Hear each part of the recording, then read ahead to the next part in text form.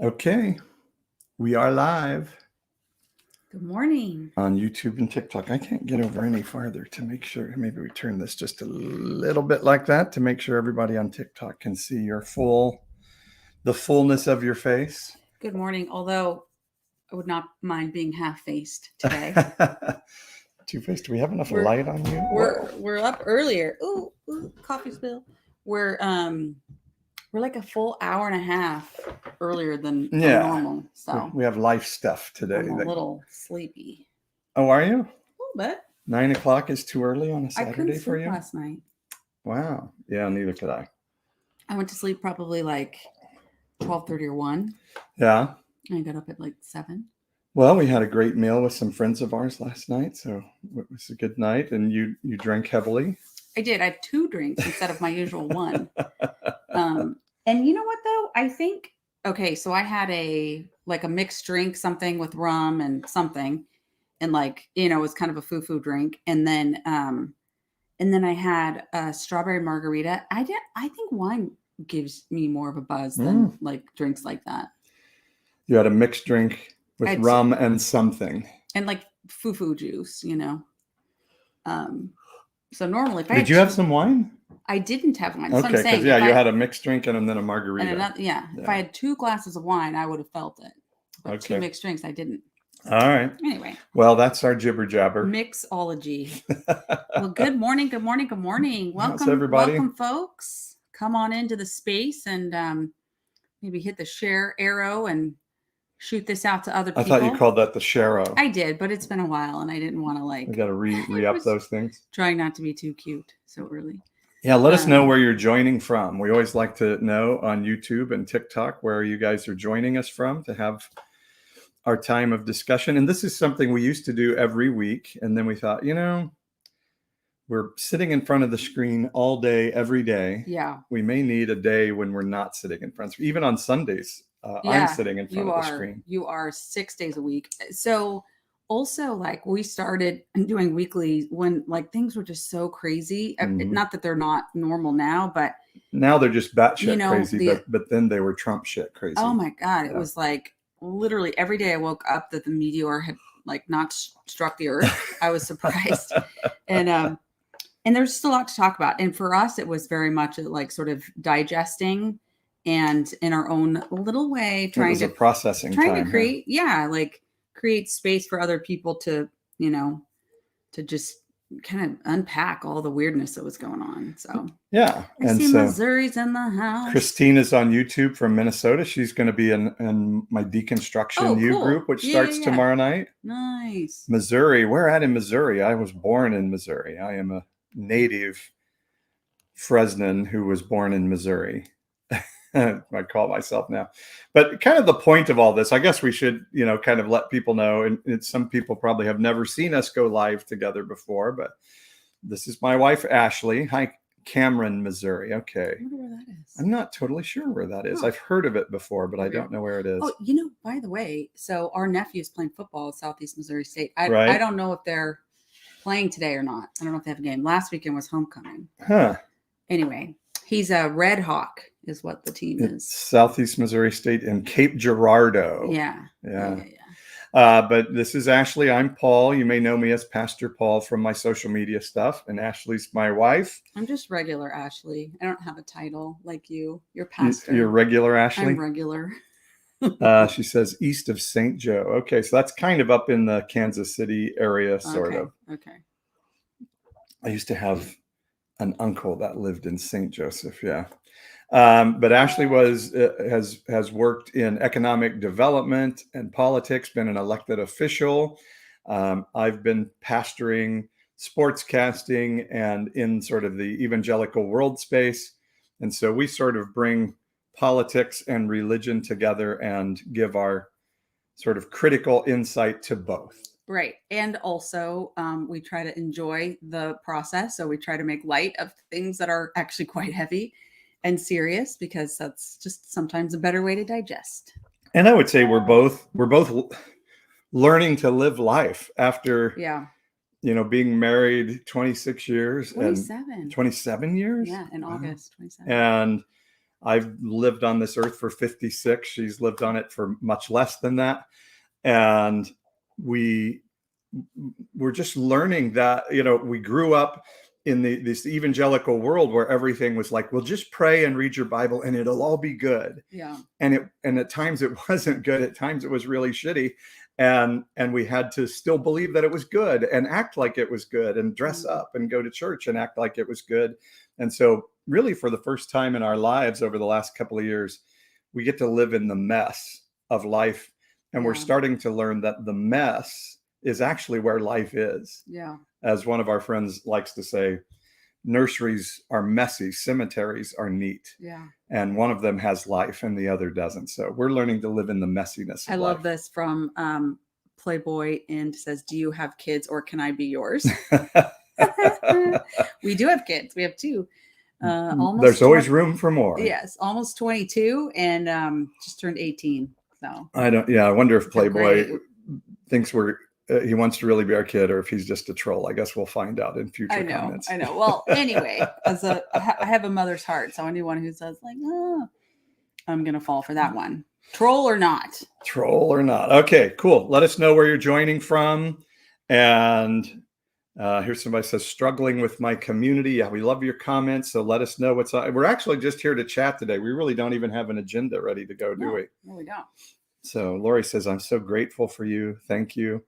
We're just walking this journey. So a really cool thing this week, and it's actually had me really sentimental and thinking. It was a year ago this week. We have somebody from Kansas City, Missouri, KCMO. Can I just say real quick a little Missouri thing? Okay. So I'm planning later today to talk to a friend of mine who used to be a state treasurer there. Okay. His name is Clint Zweifel. Right. And the reason is because another friend of mine is up for the deputy administrator of the Small Business Administration and the Biden administration. Okay. His name is Delaware Syed. And Delaware is a Silicon Valley, like serial entrepreneur, amazing guy. Okay. And he's Muslim. And so Senator Hawley is blocking his nomination. And like they're Josh Hawley from Missouri, right. A Christian Pharisee. Yes, in the name of office. Jesus, like doing a lot of things like that. And so anyway, my thoughts are with people in Missouri right now, because I'm just thinking like, as a former Republican and centrist, let's say, somebody who really loves Jesus and got a whole lot, I'm thinking about like, oh my God, can we not make room for a Muslim to be the number 2 guy at the SBA? And this guy is like the most amazing, generous of spirit person I know. So anyway, that's why Missouri's on my mind. Yeah. Christian elected officials have become the bane of my existence. The lieutenant governor of Texas, Dan Patrick, I did a video on him this last week. This is kind of goes with our week that happened thing. And the video is of him literally spelling out what some call the replacement theory. It is a very racist belief system that Euro white culture is the superior culture. In fact, it's not even a culture. It just is. It's white people thinking we don't even have a culture. We just are what every human being should be. And Dan Patrick was spelling this out, that like the reason Democrats, according to him, are not more staunch on building a wall on the border and all these things is because they want to replace white people with people of color to take over the country. And so he said, this is a revolution happening without a shot. And so I'm watching this. The first time I saw it, I'm like, I bet this guy's a Christian. I just bet. Every time I hear any politician say something really batshit crazy, my first thought is, bet he's a Christian, bet she's a Christian.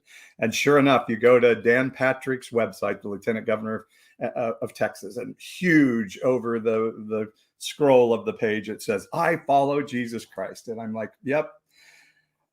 Crazy politician making racist statements, gotta be a Christian. And sure enough, there he was. So our friend Julie is joining from Central Cali here on YouTube. Right, she says good morning. Random New Mexico Thoughts says good morning. And we've got 2 Canadians here. I saw that. Yep, I saw that. We had somebody from Tennessee joining. And we're a joke. All right, cool. Maybe you can tell us more of why we're a joke. That would be great to know. So it is. Every time I see a politician saying something nuts like Lorraine Boebert or whatever that one really psycho one is, you're just like, oh, I'll bet they're Christian. And sure enough they are. But anyway, back to my original story. Yes. It was a year ago this week, the night before the election. It's been a year since Donald Trump lost the election. Wait, hold on. Let me check again. It was November 6th was the election? The election was November 3rd last year. November 3rd. Yeah. Okay. So Donald Trump just said he lost the election. Just to help you guys, he did lose, and he lost by quite a bit, actually. And so it was about a year ago on November 2nd. You and I were walking in our neighborhood, and I said, you know what? I am done with Facebook. I'm done with Facebook. The Facebook generation are crazy. They can't hear anything. And so I'm going to go to TikTok and see if I can find a more receptive audience. And our friend Rosie was the one who said you ought to check out TikTok. Yeah. Remember that? Yeah. So I had opened a TikTok account just a few days before. And so I made a video on why my faith won't allow me to vote for Donald Trump for president. And that video took off. And I woke up the day after the election, I woke up, opened TikTok. I told Ashley, something's wrong. TikTok says I have 2,200 followers. When I posted that video, I had 6 followers. And yeah, so long story longer. I think it was like, no, you have 22,000. There was a moment when you're like, they put the little K there, and it was like, no, you have thousands. Well, it was 22. I mean, I didn't get to 10,000 for, and then I sort of plateaued at 10,000 for a while. So anyway, a year later, it seems like 10 years later, but a year later, I have 86,000 followers, and more so, Random New Mexico Thought says, so glad you went to TikTok. More so, I have discovered that we've discovered there's this whole world of people out there, that we're not alone, that you guys are out there and you're rethinking your faith. You're rethinking your faith, probably mostly because the way politics has taken over. I call it the leaven of the Pharisees. The Republican Party has taken over evangelical thought and beliefs, and just discovering that you all exist. Until now, we're having deconstruction discussion groups and things like that. So it's been an incredible year. So thank you guys. And Rosie says, thanks for the shout out on YouTube. Yeah, I feel like in some ways, honestly, when you said that this week, oh, it's been a year, I thought to myself, oh my God, it feels like it's been it does. 5 years. It does. It feels like we've never not been in this space where, I mean, I see you like literally every single day. Although last month, not so much because you've been writing a whole bunch of new stuff, but for the most part over this last year, just engaging one-on-one DMs, just like, whatever comes in, you are literally almost around the clock talking with people about their faith, about, their non-faith, whatever, and just like engaging. It's just been incredible. So. Yeah, I love it. We still have a lot of people joining us on YouTube and TikTok. And so let us know where you're joining from if you haven't let us know already. And yeah. I asked you a question the other day. And I'm going to ask it again here because when you were introducing yourself, you're like, yeah, I started as a sportscaster and I've done TV and radio, and then I became a pastor, and now I'm doing this online stuff. And it's like, this is a guy who's like worn a lot of hats and had a lot of different platforms, let's say. Yeah. And I'm just curious, which of all those jobs has been your favorite? Boy, that's an interesting question. Juneau, Alaska. I don't know that we've ever had Juneau, Alaska. I don't know if we've had anybody there. Allison from our Fresno deconstruction class is joining us there on TikTok. Nice. She is a youth group leader for a local church. And, cool. And just we've been having fun in our local deconstruction class. My online one it's not a class, it's a discussion group. 5-part like discussion. And we've just been like blowing each other's mind with, wow, I've never thought of that before, and just having a really amazing thought of that. And Bruce is on too from your deconstruction class. There he is. Oh, Bruce. Well, we're going to talk about that in a second. The deconstruction but I'm sorry, Bruce. I don't. maybe from the webinar last week. Oh, maybe. Yeah. Okay. Anyway, how about you answer my question? Yeah, you asked me what my favorite job was, and Yeah. it's interesting. So I'm going to like give you a non-answer answer Okay. to that, because I was actually being interviewed by a group of college students for a report on people that do sort of social justice work, and some version of that. Somebody just walk up on our front porch. Somebody did not. It's a card right. And there's motion on your front. It was a car, and then the wind blew, and it pressed the window, the door a little bit. This is our life give right you the here. exact This is our life play-by-play. right here. To give you the exact, or you know what? Hold on, I could be wrong. It could have been Amazon. I believe it was Amazon, but you really knew that it wasn't. Because I also saw a vehicle streak by, and I saw the reflection of the glass. Well, I heard something hit the porch. This is good. This is good theater right here. This is good drama. Yeah, focus, says Lizzie there. And what I was telling them is that each of the professions that I've worked in has taken me to the next. So, college student to TV sportscaster to healthcare business development worker to radio talk show host to radio company owner to senior pastor of a church that I planted to what I do today. I think they all had things that were dramatically difficult and all that had things that were dramatically wonderful. So being a morning radio sports talk host probably was my favorite job, or being a play-by-play guy for TV and radio for sports, probably my favorite. But once the season was over, it was over, and I was done, and so moved on to the next thing. There was a lot I loved about being a senior pastor of a church, but Christians, you're like really mean. You're really mean people. And so I thank God every day that I'm not a senior pastor of a church anymore.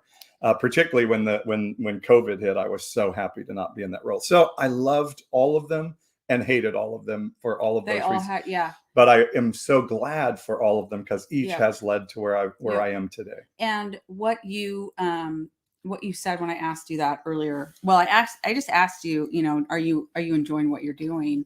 And you said, I'm really loving it. Like, there's stuff you don't like about your daily routine right now, right? Like all of the administrative stuff, that's not really what you like. And you're like kind of a one-person shop with 2 amazing volunteers, plus, another circle of people who are just like out there trying to support, which is great.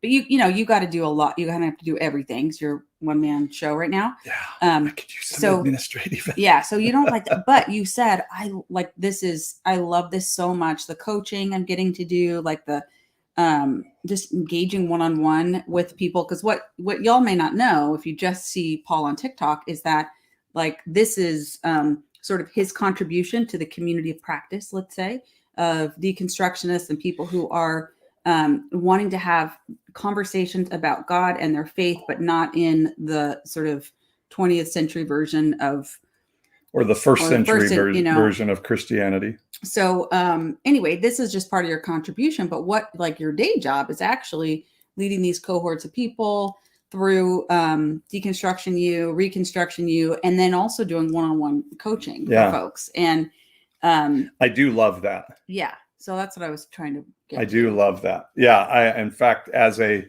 former senior pastor of a traditional, we were somewhat traditional evangelical church, coaching is by far the best pastoring I've ever done. So, boy, don't you love it when Christians write comments in all caps? It just immediately, when it comes in all caps and it's condemning and angry, then it's like, hey, I have a Christian troll on the page. All right, cool. Well, there was another person who was getting really angsty about the fact that I said, "Oh my God," twice. And this person, I think this person may have left. Stay tuned. We'll do I was worse. Just thinking to myself, like, only because it's like not even noon yet. Am I, just wait till like after 12 o'clock on any given day, and I'm gonna start blue streaking it. Come on with it, my brother in Christ. Well, I doubt strongly that I'm your brother, or that you really think I'm your brother. That's just a condescending thing that Christians say.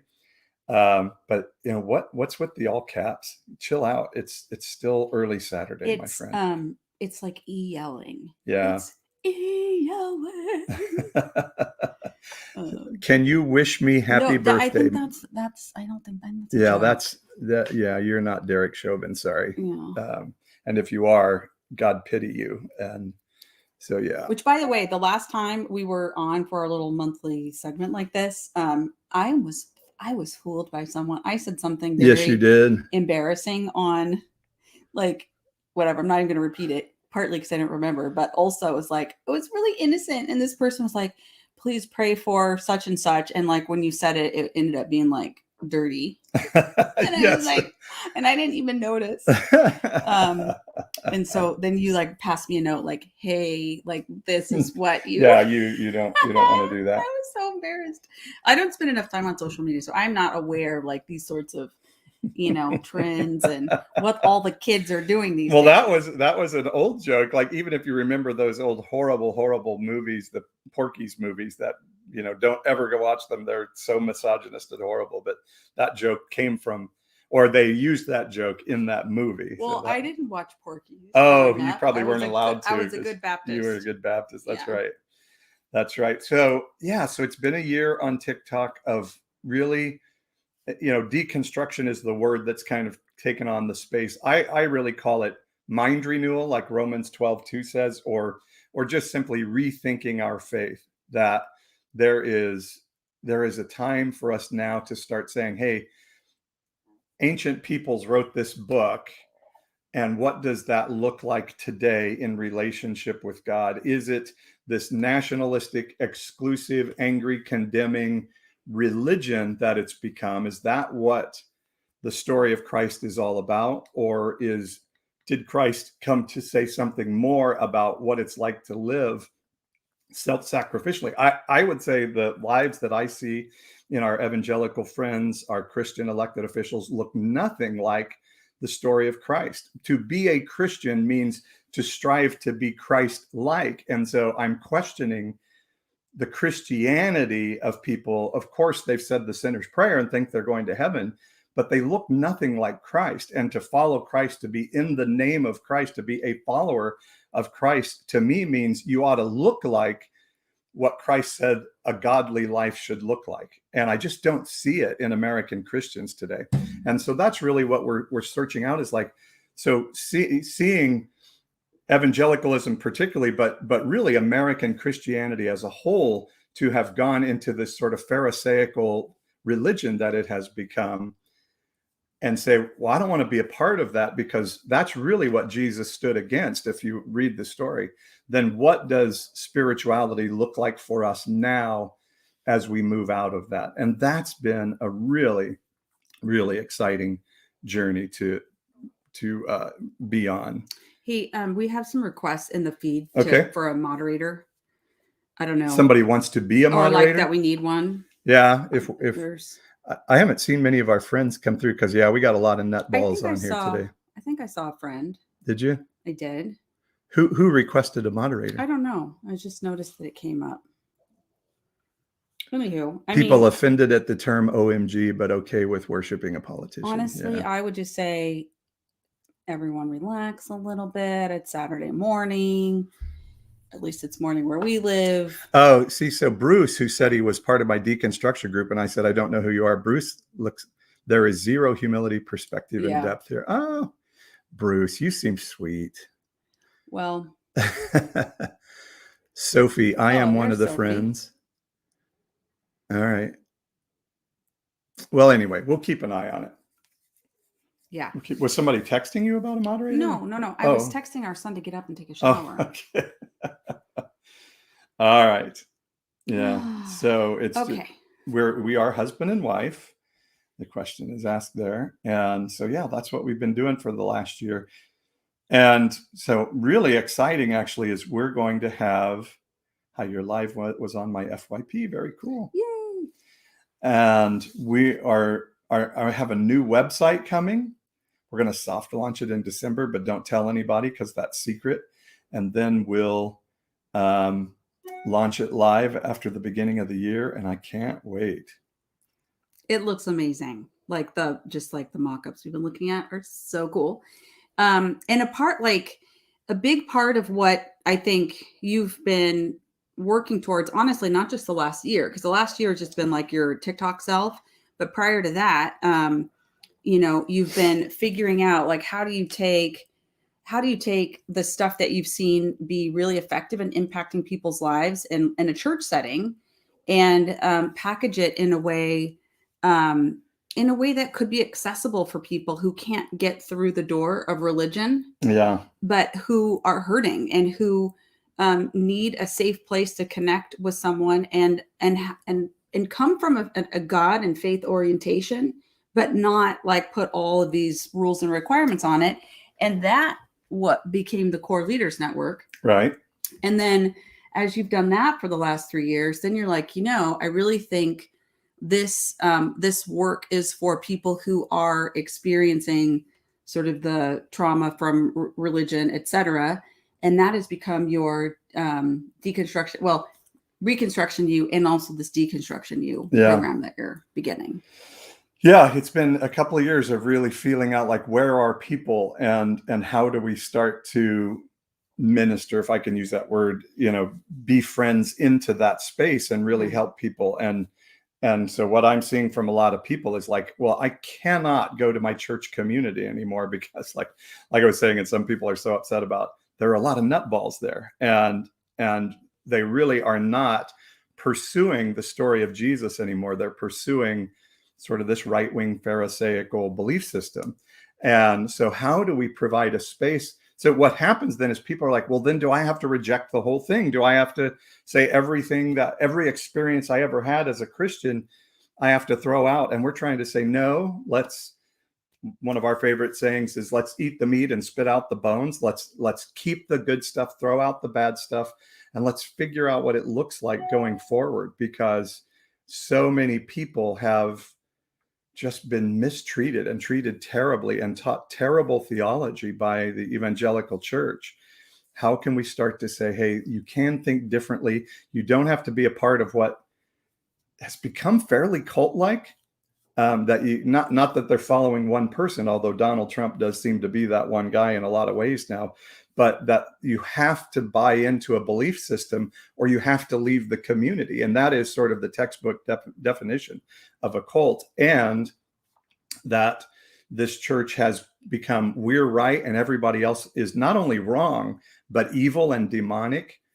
And therefore you can't listen to anything outside our echo chamber. All of that is a really dangerous mix that's making people really deceived and dangerous and at a very basic level just mean and not very thoughtful. And so all of that is really unattractive to the world. And so clearly our culture is rejecting it. We have less people attending church than ever in the history of our country. And then the church will say, well, it's because everybody's falling away in bad, without ever looking in the mirror and saying, hey, Acts chapter 2 says when the church was doing it right, God added to their number daily. They didn't need an outreach program. God was just adding to their number daily. What they were doing was so attractive that people were just showing up and saying, we want to be a part of this. And today, who finds the church attractive? I don't think even people that go really find it that attractive anymore. They just feel like God's going to be mad at them if they don't go. And so our theme is always this: God's not, oh, it's backwards on TikTok, but God's not mad at you, right? God is not mad and sitting up there and saying, if you don't go to church, if you don't tithe, if you don't do this, that, or the other thing, then you're going to be really lucky if you don't get hit by lightning in a day. So over all this time, you have really cultivated a lot of like one-on-one time with people, group session, whatever. And you kind of have narrowed it down to there are some key things to like key questions people are asking who would consider themselves to be deconstructing. And then you put that into this five session kind of discussion. I don't know if you want to go through the questions that you think. I have to Sure. say, as a person who kind of hovers in and out of this world,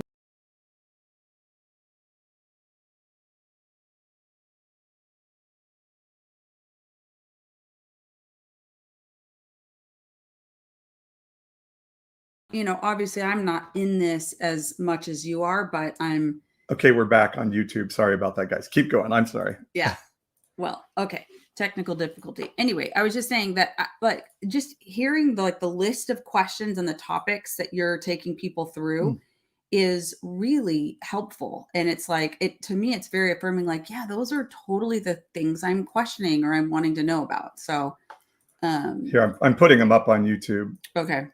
Oh, but I can't see them here. Let me see if I can find them over here. Yeah, so talk amongst yourselves while I work through my technical stuff. There it is. There we are. So the questions we're dealing with in Deconstruction U are these. Deconstruction, is it okay? I'm sorry that I just like love that question, because I think there's so much shame, like coming out of sort of a shame-based religious tradition, then you find yourself in this deconstruction world and it's like double shame. Yeah. Like when you were sort of the upstanding or trying to be the upstanding participant in your standard, religious evangelical church, the reality is we all walked around with a lot of, and it's just the culture. It's not even like necessarily people are grabbing onto it and forcing it, just is the culture. So then you come out of that and you're like, oh my God, now I'm doubly shamed. Oh, I said, oh my God again. I'll say oh shit just to help. Okay, thanks. Now everybody will be Take mad the at me and pressure stuff. off of me. It's like I keep saying, I wish Christians cared half as much about what comes out of their hearts than what comes out of the lips of other people. It's like Tony Campolo used to say, you care way more about the fact that I just said shit, that there are tens of thousands of children going to bed hungry in America every night, that you're not a very good Christian if that's your priority system. You're not a follower of Jesus if those are your priorities, that you want somebody to stop saying a word that you've deemed evil versus true evil of people struggling in life. And so, yeah, deconstruction, is it okay? Because that's really the major question I get from people is, Yeah. I don't believe what I used to believe. Is God mad at me for that? Yep. Am I going to hell? I don't believe in hell anymore, but I'm still afraid I'm going to end up there. Yep. And so defusing those things and knowing that, again, Romans 12:2 says, don't be conformed to this age. And we translate that as world a lot, but the term is actually aeon. It means era. Don't be conformed to the era, or I would say the echo chamber or the bubble that you've lived in, but be transformed by the renewing of your mind. And that means ongoing renewing of your mind, not a one-time renewing of your mind, but never-ending renewing of your mind, so that you can know what is good and right and perfect, the will of God. So it's a command from the Bible to never stop thinking, what do we believe today? Because we see, if you actually read the Bible, I'm not sure evangelicals ever actually do or understand what they're reading, but you can see that God flows in the Bible, in that story, with culture and history. We see God changing his mind. We see God regretting things. And so you have to know, like, what's happening today and where is God interacting with culture today, not just a poem you read that was written thousands and thousands of years ago, but what does that mean to us in culture today? So not only do I believe is deconstruction okay, I actually believe it's commanded in the Bible, and it's exactly what Jesus was talking about when he said, I've come to set people free from bondage and captivity. I want to set you free from a religious political system that has you enslaved, and I want to set you free to be able to pursue God and pursue bringing the kingdom of heaven to earth and advancing it. And I think that's just the overwhelming cool thing about what you're doing and about how people are coming together, whether it's in connection with you or they're finding other ways to do this, but like just having a space where it's okay. Like you are like the no shame zone. I imagine do you remember the movie The Incredibles, the cartoon? Yeah. I love that movie. And the little teenage angsty girl Violet, yeah. Her secret power or superpower was like she could throw a force field over, and I just feel like you're throwing this force field around people and creating a space where it's safe. And you're like, there's this moment in the movie where like this really like evil thing's coming down on her and she's like struggling to keep the force field up, and that's you. on TikTok. Like, no, like there's got to be a safe space for people to come in, because the outcome, I mean, we're seeing it all around. The outcome is not good. People can't find safety in their faith community or family or whatever. So anyway, so that was your first topic. There are 9. I'm not going to comment on all of them because I do want you to That, because that was a long I know first we'll one. be here all day. Somebody was asking, should we fear God? And that, that term fear literally means to have awe of. It doesn't mean like be afraid of. It means to be in awe of. And I think, literally we should fear each other. We should have respect for one another. We love each other, and we honor and have respect for one another. And that's how good relationship happens. And I believe that's what fear is in the Bible. And also we do have to realize that the Bible was written, again, by an ancient peoples who were doing their best to explain. They had some sense that there was supernatural interaction with something mystical and with humanity, and the best, and so they're explaining it in the best way they know how in the Bible. And we have to start to say, okay, remember this perspective they're coming from, and let's start to put it into context of where we are today. So yes, so when they talked about God as a good father, that's because father was sort of the highest authority of their culture. And so they said, okay, we're going to take this highest authority, the patriarch of the family lineage, and we're going to make him really, really good. He's not going to be kind of that mean, loving father like you and I have on earth, but he's going to be like the best father ever. And so, of course, they're going to put God into a male patriarchal body with 2 eyes and a nose, because God has to look like us. But now, so now we're in a culture where we can say, I don't think God is like a mean guy with a white beard sitting on a throne, and his son is like, don't blow up Paul today. That's not who or what God is. God is not male. God's not female. The Bible is clear. So that's the Trinity. Who are they?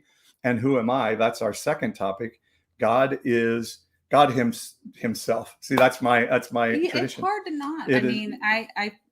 I was telling you this last night. It's really hard for me to not still like connect with this God the Father, the male pronouns. Yeah, and like pray, and imagine that I'm connecting with God the Father. And I think that's okay. I think God can present as we need at a time.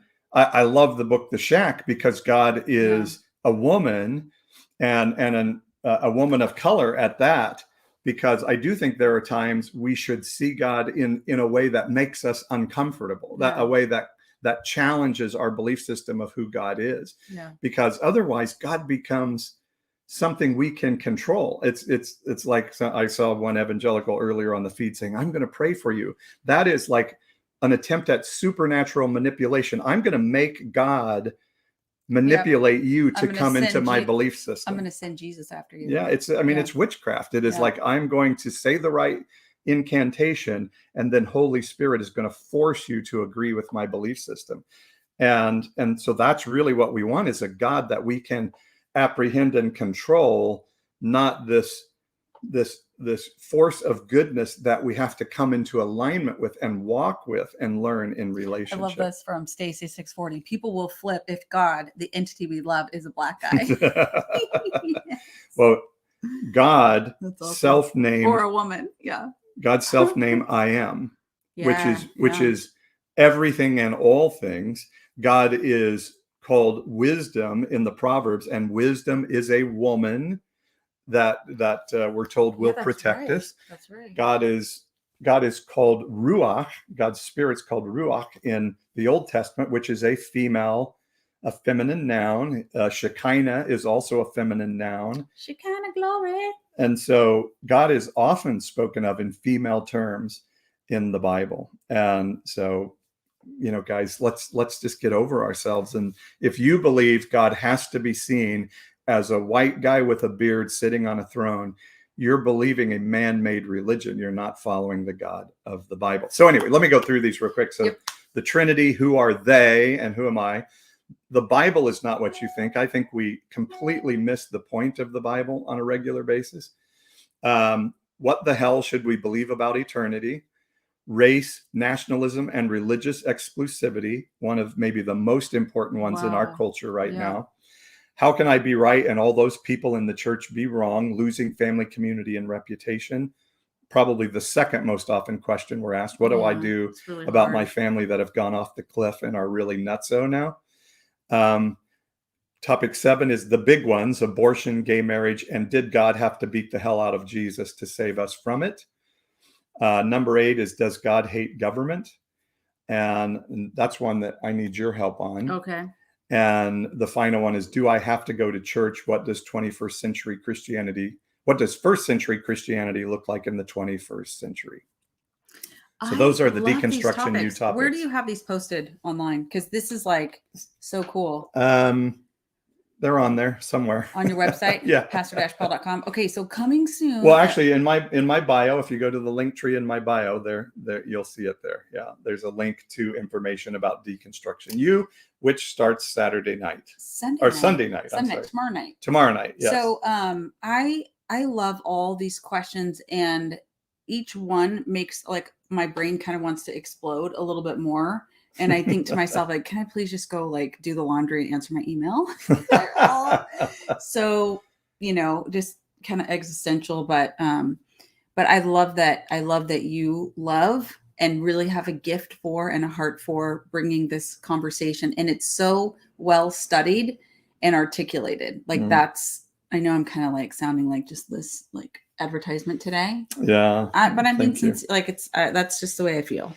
So please, please explain what you mean by deconstruction. Asks, what is that? Ripper? Ripper. Hope that's not a dirty word. Or it could be Aubrey Per. Aubrey Per. For me, a deconstruction is a different concept for different people. Everybody gets to have their own idea of it. But in general, deconstruction is for a person that's probably been in church for a long time and starts saying, something's off here. Something's not right. I'm going to church every Sunday and I'm walking out going, yeah, that was really nice, but there's something wrong here. And in this season, a lot of it is around the right-wing politics of the church. Mm-hmm. And like, this doesn't seem like, when I read the story of Jesus and when I hear what I'm hearing in church, they don't match up.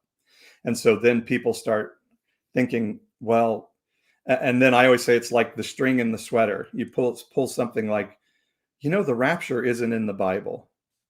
The rapture isn't in the Bible at all. And all of a sudden you're like, okay, so the church lied to me about that one and got it wrong. What else did they get wrong? And the next thing you know, you're pulling and pulling, and the sweater starts unraveling, and all your beliefs start tumbling down like a Jenga stack. That's deconstruction. Your mom almost dropped a jar of pickles on our kitchen floor when you said that to her. Is that right? She was carrying a jar of pickles? In my mind. Oh. That's what I remember.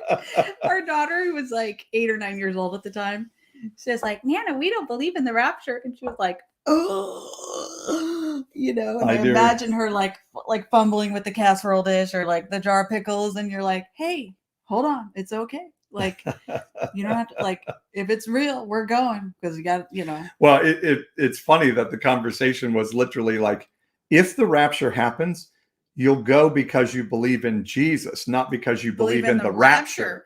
It's not required to believe in the rapture to go. And that's where we've gotten in Christianity. Like, you have to agree with the whole belief system or you're out. And that's why a huge chunk of millennials and almost all Gen Zers are saying, okay, we're out then. We're out. If it means I have to vote for Donald Trump, we're out.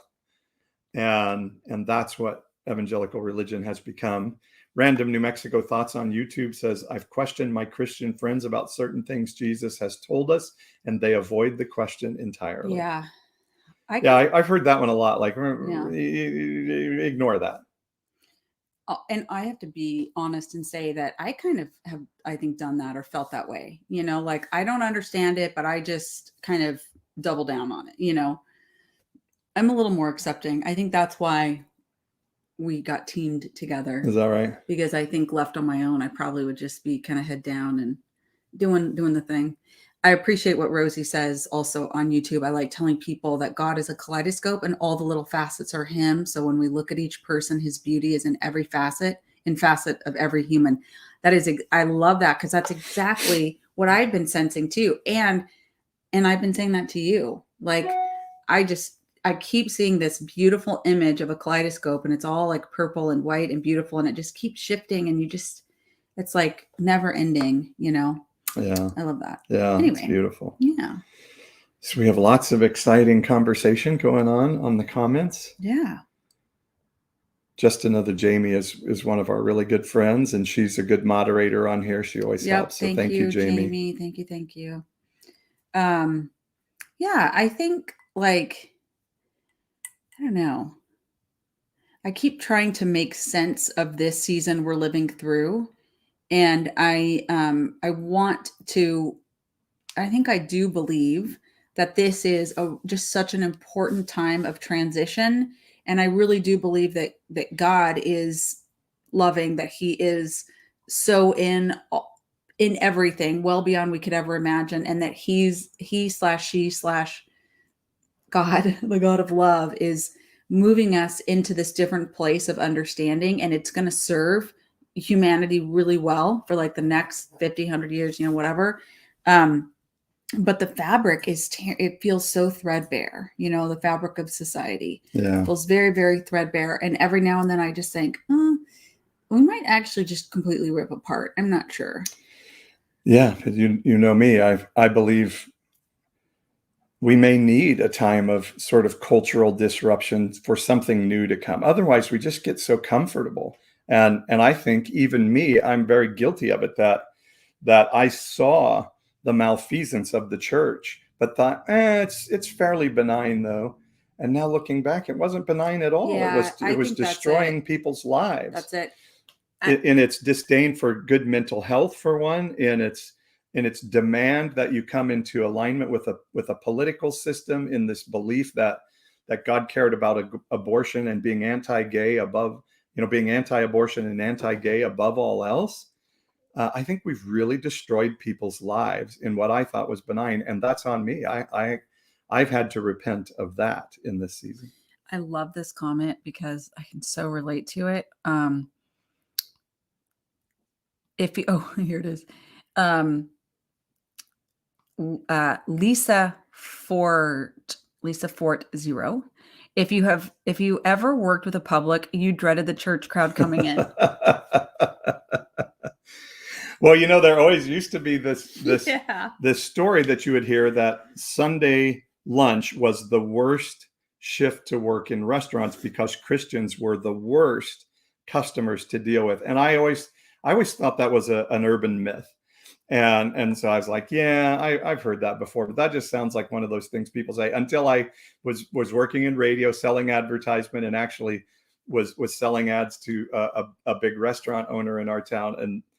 And he was like, oh no, it's a fact. No waitress or waiter wants to work Sunday lunch. It's the worst shift to work, worst tippers, most critical, most likely to tell you you're a horrible way. That's Christians. That's who you are. And if you say, well, no, that's what the world sees you as. That's your reputation. Yeah. And it takes a long time to change a reputation. And to be honest with you, like, okay, because you know me, I'm a Gemini, and I see both sides of everything, right? Okay. It's my superpower. All right. And so I do appreciate and respect that there are a lot of people who love God, who love Jesus, who would say they see themselves as Christians, who would say, yeah, but that's not me. And I'm kind of being lumped in with this angry religious right. And I don't feel like I am that. I can understand that. But here's the deal. I think what you challenge people, those folks, you're like, hey, if you're not speaking up, if you're not, you can't be passive in this, because if you are being passive, then you are essentially being complicit. Yeah. And so you can't, it's not like a time you can't really hide anymore. And anyway, that's I had lunch with a pastor friend this week and said that exact thing. He was like, well, it's not all of us. And I'm like, everybody thinks it's all of you. Yeah. Your church. Yeah. If you're not that church, you're still paying the price of being associated with those churches. And if Yeah. you don't speak up and say this is wrong, you're not doing anything to stop the tide that's turning. That I believe, actually, if you believe in the gospel as a pastor, as a leader of a church, then you should be speaking up, because this is I believe perverting the gospel, but at very least it's creating a huge blockade from the rest of the world being able to hear you say anything about Jesus at all. Yeah. So going back to Lisa Fort's comment about if you've ever worked with the public, you dreaded the Christians coming in. Yeah. So I served as mayor of the city of Fresno from 2009 through 16, so 8 years. And that was those. Remember, like that feels like 50,000 years ago, but wasn't that long ago. Remember the Tea Party? Remember the Great Recession? And if you're in the West, remember the Great Drought? Remember, like, you know, we thought those times were hard. And now, of course, the last 4 or 5 years we've been living through is like totally eclipsed that. But anyway, we have somebody from Australia on, by the way. Nice. That's cool. As literally at a completely upfront, praying, believing Christian mayor who was calling prayer meetings all over the city, who was like, you know, never ashamed to be like, oh my goodness, like I love God and I'm totally living out my faith by serving in this role, had all that out there. The worst thing that could ever happen in our council chambers on any given Thursday was for the mobilized far religious right to show up on any given issue. It was the worst experience. I mean, I'll take, you know, some activist of any other stripe any day of the week over these folks. And they would show up, and it, like, literally, it was like in the name of Jesus and republicanism, which they would say things like that in a microphone in like a public forum that's now on the record and in the minutes of the city agency for the rest of time. Some of the most horrific, hateful, and yes, racist things. Yep. And feel so entitled by it. And I don't know, that was my just like complete, like, what in the world is going on? Like, and then like show up at, you know, let's pray for the city, like show up at a prayer meeting. Yeah. You know, I honestly, I cannot equate these things. I can't put them together in my head. It was crazy. And you can't help but then like I start feeling angry and frustrated and bitter and yeah, judgmental. And then you get the whole like, you're judging me and blah blah blah. And it's like, oh my God, just leave. And I would say Jesus judged the Pharisees. Jesus was extremely condescending, mocking of the religious system. Like he if you read the story, he loved sinners, sinners loved him, religious people hated him passionately, and he mocked them openly and publicly. And my Christian friends are, I mean, I even saw it in the comments here earlier, like, do you think it's a good witness to say nutball? And I'm like, yeah, I think I'm actually being Christ-like, because I am pointing a finger at the religious bondage system of the day and saying, you're the problem here. It's not the sinner that you claim to love but hate their sin, which is a joke of the highest magnitude, by the way. But yeah, Jesus would point at you and say, you're the problem, not them. You're the problem. And I believe if Jesus were in the flesh on earth right now, he'd be going into evangelical church and maybe Catholic and Mormon and all the other churches out there as well. Muslim too. I mean, you know, and Muslim. Yeah. I think Jesus was against all religion. Religion is a bondage. If you say you have to be a part of our exclusive belief system to be included in our community, that is a bondage. That is, now you're right with us and wrong anywhere else. But I know for a fact from my experience with evangelical churches that Jesus would be, I wrote a novel about it called Joseph Comes Down. Jesus would walk into evangelical churches today and say, you guys are the problem, not them. I have to go. You want to know why? Yeah, tell. I do know why, Actually, but you others. you need to go too because you're the only human being in this household who knows how to tie a tie. Our son has a senior picture today, and so he is putting on his first suit that he's ever owned in his whole life, and he's got to wear shirt and tie. This is in the West, like out here, it's like hot all the time. Our son has only ever worn like shorts and t-shirts his whole life, so he's got to dress up, and he says, "Mom, can you come help?" So we need to go dress Okay. our 18-year-old. We're going to have to wrap it up so Yeah. I can tie a tie. Maybe he'll let us like take a snapshot and you can put it on social media. Yeah. If he's not too embarrassed. Thanks for joining with us today. Yeah. Um, We appreciate you guys. remember, Deconstruction U starts tomorrow night. It's not, I kind of don't like the name Deconstruction U because it sounds like I will be teaching on what is right and wrong. It's really a discussion group where I kind of present our journey. This is kind of what I'm looking at now. This is kind of how I'm seeing the Bible, God, Jesus, salvation, hell, all these things. And then it's, what do you think? And where, where are you? And we're parsing those things through together and thinking them through.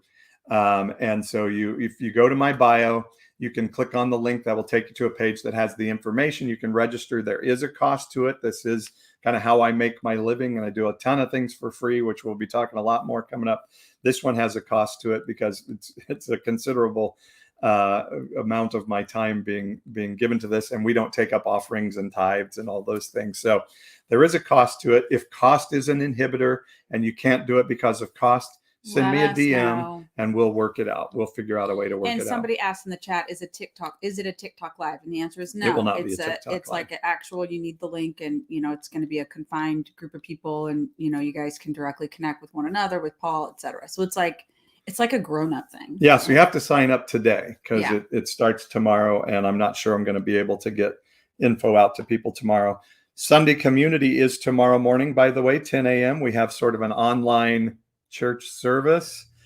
It's not really a church It's a connection service. time. It's really sweet. Every time I go, and I don't get to go every week because I'm trying to, whatever, do the laundry. But every time I go, it's just really sweet, and I feel like crying when I'm listening to people. Yeah, it's very, very. We loving. share life. We partake in the Christian tradition of communion together, and yeah, so you're welcome to join us for that. 10 a.m. Pacific. And so I just want to say, if you've been hanging out with us for any portion of the last hour and you feel like you have been sparring with people in the chat here, and you're feeling slimed in any way, you're feeling like you wanted to make a certain point, you don't feel like someone heard you, or you're trying to have a little powerful moment in the chat and that didn't go well for you, I just want to say to all of us who have been hanging out here together, just grace over all of us. Let's just tap into the fact that that we're all humans trying to figure stuff out. And more than anything, I think it's kind of cool that we've been in this space trying to wrestle with some big important things with each other. And so for a year, just want to kind of wipe off any remnant emotional slime. Have an amazing day. And I do want to say, so who was it that Coco and Carmel said, I feel like I would overwhelm you with questions if I joined. That's the point. That's the point, that we'll connect. You'll connect with other people who are asking questions too, and we'll do it. And yeah, I do kind of keep some guardrails on it, so we keep moving things forward. But it's a good place to start. It'll be a great place to start asking get questions. Every single question answered, but maybe you could just start in, right? And it's a process, and it's really about, like Paul said, it's about community and loving each other and creating space for it to be okay to ask some of these hard questions. Yep. So anyway, so join if you can. Again, go into my bio on YouTube or TikTok. There's a link tree in there, and it'll take you to where you need to go. We got to go. It says it starts October 26th. Oh, that's right. We were going to start last Sunday. Ooh, I need to change that date. But because of Halloween, well, no, October 26th was our live stream webinar. Informational kind of. Yeah, and we were going to start on the 31st, but that was Halloween. And so some people said, can we hold off? So it does start tomorrow. Ooh, I better go change that on the website. Thank you for letting me know. Okay. But yes, sign up for tomorrow. Bye, everybody. Love you. Have a great day. Bye.